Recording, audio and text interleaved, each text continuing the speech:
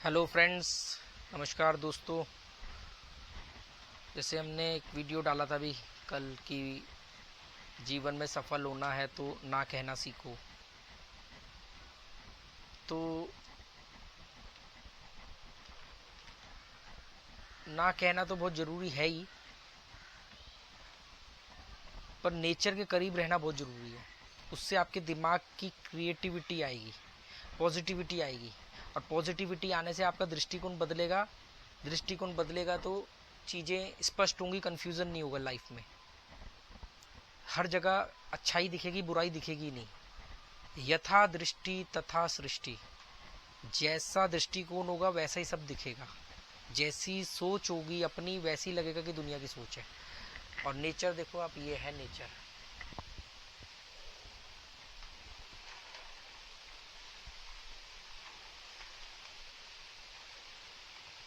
ये नेचर है।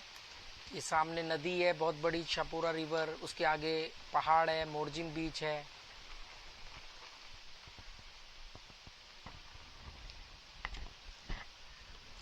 यथा दृष्टि तथा सृष्टि। तो दोस्तों, उम्मीद करता हूँ कि आपको ये बातें समझ में आ रही होंगी। ये जो नेगेटिव लोग हैं ना आपके पास, इनको ना कहने से भी अगर बात ना बने ना, तो इनके प्रति जो कड़वाहट है, जो नाराजगी है, जो ये रोज आप पे हमले करते हैं, वैचारिक हमले करते हैं, इन्हें माफ कर दो। पर ये इतना आसान नहीं है, क्योंकि आप माफ कर नहीं पाओगे। आप कॉन्शियसली माफ कर दोगे, अंदर फ्रस्ट्रेट होते रहोगे।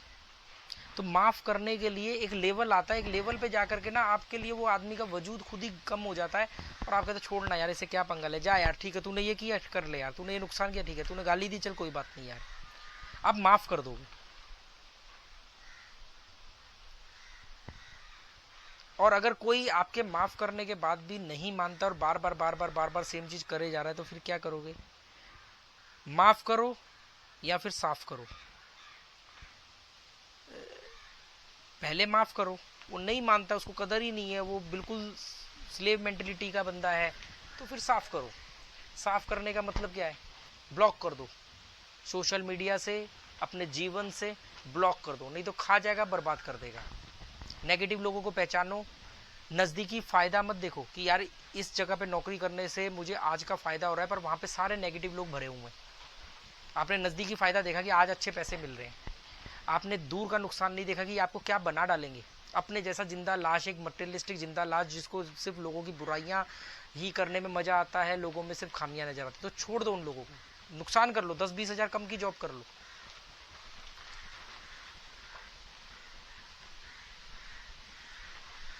रिश्ते हैं, रिश्तों में आप समझाने की कोशिश करो, माफ करने की कोशिश करो, नहीं है तो फिर छोड़ दो। फिर इमोशनल मत बनो। अगर माँ बाप आपको बर्बाद करने में लगे हैं, उनकी सोच, उनकी जिद, उनके विचार, उनकी आइडियोलॉजी से अगर वो आपको बर्बाद कर रहे हैं, तो फिर माँ बाप को छोड़ दो। सुनने में बड़ा अजीब लग रहा है, आज आधे से ज्यादा हिंदुस्तान तो न्यूक्लियर फैमिली में है। सबके माँ बाप गाँव में पड़े हुए, छोड़ ही तो रखा है उन्होंने। शहरों में फ्लैट किराए पे लेके रह रहे हैं, घर खरीद के रह रहे हैं, माँ बाप गाँव में रहते हैं। इतना ही अगर मेरी बात सुनकर अजीब लगा कि माँ बाप को छोड़ दो, तो एक्चुअली में आपने छोड़ ही तो रखा है। पर दुनिया को दिखाने के लिए और अपने आप को बेवकूफ बनाने के लिए आपने कह रखा, नहीं नहीं हम तो माँ बाप की बड़ी चिंता करते हैं, पैसे भेजते हैं, बीमार होने पर तुरंत भाग करके चले जाते हैं, हॉस्पिटल में महंगा महंगा इलाज कराते हैं। अबे किसको बेवकूफ बना रहे हो?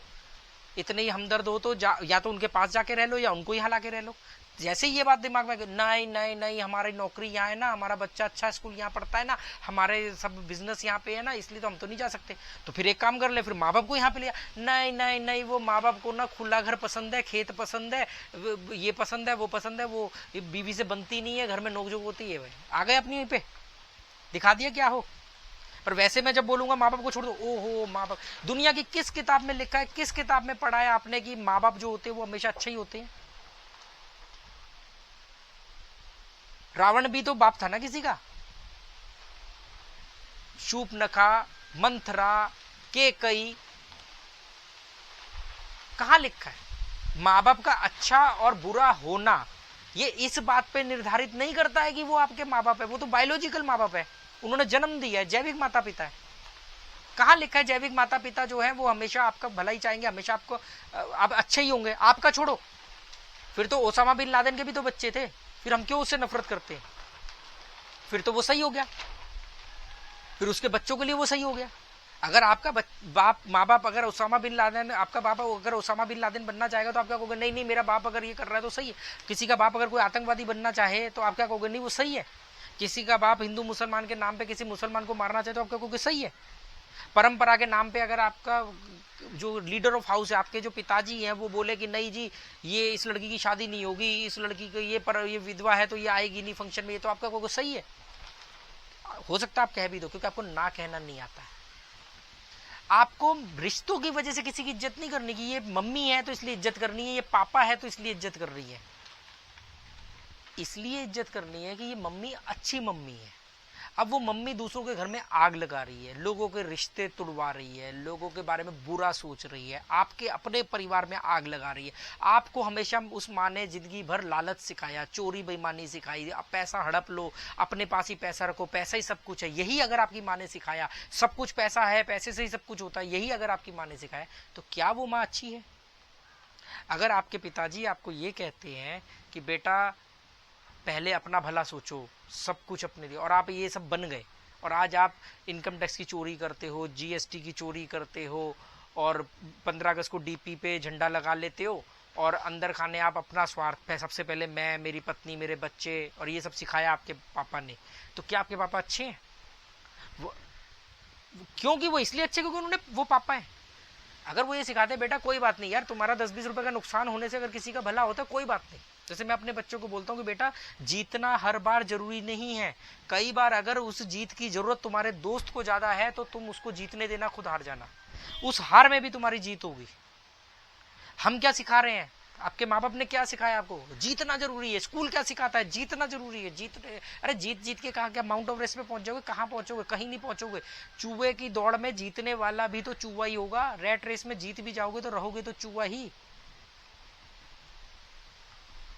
तो क्या करें? मुझे अच्छी बात है, मुझे अपने ऊपर गर्व है, मैं अपने आप से बहुत प्यार करता हूँ, मैं बहुत खुश हूँ अपनी लाइफ से, और मुझे इस बात के लिए गर्व है कि मैं ये बातें अपने बच्चों को सिखाने में कामयाब हो रहा हूँ कि मुझे इसलिए मत अच्छा मानना क्योंकि मैं तुम्हारा जैविक पिता हूँ, बायोलॉजिकल फादर हूँ। मुझे इसलिए अच्छा मानना कि मैं एक अच्छा व्यक्ति हूँ, या अच्छा इंसान हूँ, या मैं अच्छी सोच रखता हूँ। अगर मैं अच्छी सोच नहीं रखता हूँ, मैं अच्छा इंसान नहीं हूँ, तो मुझे अच्छा मत मानना, मेरी बताई हुई बातों को मत मानना, या मुझे ना कहना। अगर मैं को बोलूँ ये काम करो तो ना कहना सीखो, ना कह देना। इसलिए नहीं कि आपने हमें जन्म दिया, जन्म तो फिर जानवर भी अपने बच्चों को देते हैं। आप अपने बच्चों को क्या सिखा? आपके माँ बाप ने अच्छी बात सिखाई है, आपके माँ बाप जैसे भी हैं फिर बहुत अच्छे हैं। बड़ा एक ट्रेंड चलता है माँ की इज्जत करने, अरे कई मोटिवेशन स्पीकर कहते हैं अगर व्यक्ति को पहचानना हो ना तो देखो कि वो अपने माँ बाप की इज्जत करता नहीं करता। मतलब फिर अगर उसके माँ बाप बहुत खराब आइडियोलॉजी की है, मतलब क्या बेईमान नहीं हो सकते? माँ बाप बेईमान नहीं हो सकते, माँ बाप लालची नहीं हो सकते, माँ बाप स्वार्थी नहीं हो सकते? क्यों नहीं? हर माँ बाप स्वार्थी होता है, हर माँ बाप अपने बच्चों में भेदभाव करता है, गारंटी दे रहा हूं। ये बच्चा हमें बुढ़ापे में संभालेगा, स्वार्थ नहीं है तो क्या है? ये बच्चा समाज में हमें मान सम्मान दिलाएगा, स्वार्थ नहीं है तो क्या है? ये बच्चा बुढ़ापे में हमारी लाठी बनेगा, बुढ़ापे में हमारे को मतलब समाज में रुतबा दिलवाएगा, ये स्वार्थ ही तो है। सब माँ बाप स्वार्थी है, लालची है, सब से मतलब 80-20, ये ध्यान रखना।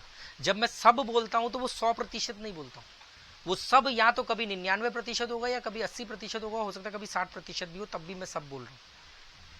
तो इसलिए जो नहीं है वो ये मत सोचना, या जिनके माँ बाप वाकई, मैंने सिंपल है, जिनके माँ बाप वाकई में अच्छे हैं, जिन्होंने बहुत अच्छी बातें सिखाई हैं अपने बच्चों को कि बेटा कोई बात नहीं यार, पैसा। यहाँ गोवा में मुझे अभी थोड़े दिन पहले एक लड़का मिला, कह रहा यार आप लोग दिल्ली से हो, दिल्ली वाले यहाँ पे कितना टैलेंटेड है, कितना बिजनेस करते, कितना पैसा कमाते, कितनी प्रॉपर्टियाँ खरीदते हैं, बिजनेस करते हैं। कह रहा है यार यहाँ पे ये जगह खाली पड़ी है, मैं अपने पापा को बोल रहा हूँ इतने लाख में मिल जाएगी, मैं ये ले लेता हूँ, तो यहाँ पे मैं ये खोल लूँगा, वो खोल लूँगा, देखो यहाँ से इतना रोज का कमाया जा सकता है।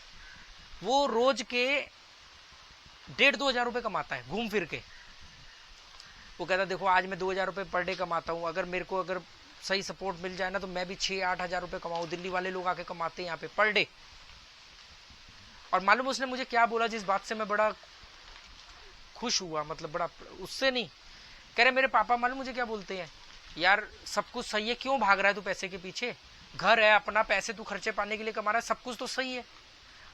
मछली, नदी से मछली आ जाती है, नारियल के पेड़ से नारियल आ जाता है, घर में आदि चीजें सब यहीं से आ जाती हैं, सब कुछ बहुत बढ़िया चल रहा है, क्यों भाग रहा है? मतलब वो कह रहा है, उसको अपने पापा से इस बात के लिए नाराजगी थी, उसके पापा कह रहे हैं कि तू इतना तरक्की, पैसा, इन सब चीज के पीछे क्यों भाग रहा है? एक बात बता दूं, अगर आपका बच्चा ये कहता है कि मुझे एक दिन ये बनना है, मुझे एक दिन डॉक्टर बनना है, मुझे एक दिन मतलब इलाज करना है, मुझे वकील बनना है, मुझे जज बनना है, मुझे नेता बन के देश की सेवा करनी है, मुझे फौजी बनना है, तो समझ लेना वो मानसिक रूप से बीमार है, वो बीमारी की तरफ जा रहा है। ये जो आपने उसको कर दिया बीमार, आपकी समाज ने कर दिया, पूछ पूछ के, बेटा बड़े होगे क्या बनोगे? बड़े होगे कुछ नहीं बनेंगे, एक अच्छा इंसान बनेंगे, बाकी जो रास्ते खुलते चले जाएंगे उस पर हम आगे जाएंगे। आपने उसके अंदर स्ट्रेस भर दिया है, आपने उसके अंदर प्रेशर भर दिया है, उसके अंदर जनून भर दिया है, वो जनून एक नकारात्मक वे में काम करेगा। वो जनून आपको भरना था कि मैं हर दिन एक अच्छा इंसान बनूंगा, उस बीच में जो जो रास्ते मेरे साथ खुलते रहेंगे आगे, मैं उन रास्ते पे आगे बढ़ता रहूंगा। मुझे ये बनना है, वो बनना है। क्यों लोग फेल होने पर सुसाइड करते हैं? अभी मेरे दिल्ली में पीजी में एक लड़का रह के क्या आईएएस की पढ़ाई, यूपीएससी की कोई पढ़ाई वढ़ाई कर रहा था, कोई गवर्नमेंट जॉब की, आईआरएस या यूपीएससी में कहीं पे, तो उसका सिलेक्शन नहीं हुआ, 1.5 महीने से कमरे से बाहर नहीं निकला, डिप्रेशन में आ गया।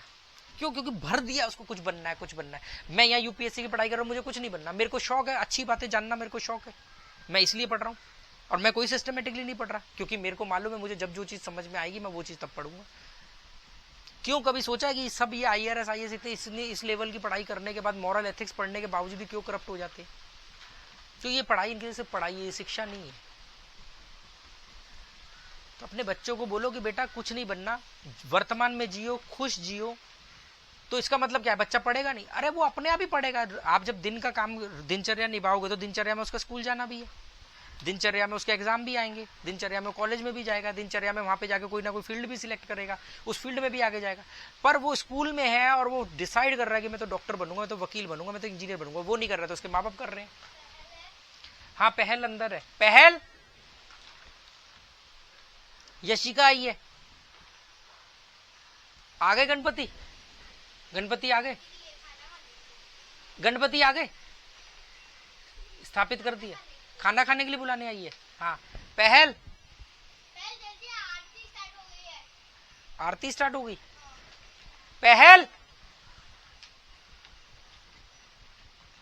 उधर से देखियो यशिका, खिड़की खुल रही क्या? खिड़की में से आवाज देना अगर खुल रही है तो। नहीं खुली। पहल, यार मैं इतनी आवाजें दे रहा हूँ, यशिका ये बुलाने के लिए, आरती शुरू हो गई है, वो खाने के लिए आई है बुलाने। गणपति शुरू हो गई ना, तो अब 5 दिन तो इनकी दावतें हैं, कम से कम मेरे ख्याल से 10-15 इनविटेशन है इनको घरों से, और ये एक जगह से नहीं, इस गांव से, यहाँ से, ये गुड़ेम से, ये इधर राया से, और उधर बादिम से जहां पहले रहते थे। 5 दिन के गणपति रखे हैं, किसी ने 7 दिन के रखे हैं, किसी ने 2 दिन के रखे हैं। 2 दिन के तो बहुत कम लोगों ने रखे हैं। शोना की एक सहेली है, उसने 2 दिन के रखे, तो आज जाएगी उसके यहाँ, कल विसर्जन है। ज्यादातर यहाँ पे 5 दिन के लोग रखे हैं, ये एक साल 5 दिन के रखते हैं, एक साल 7 दिन के गणपति रखते हैं। आरती की आवाज शायद आ रही होगी आपको।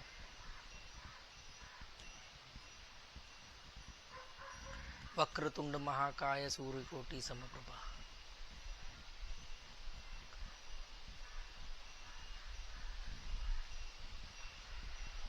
चलो दोस्तों, okay, good bye, thank you.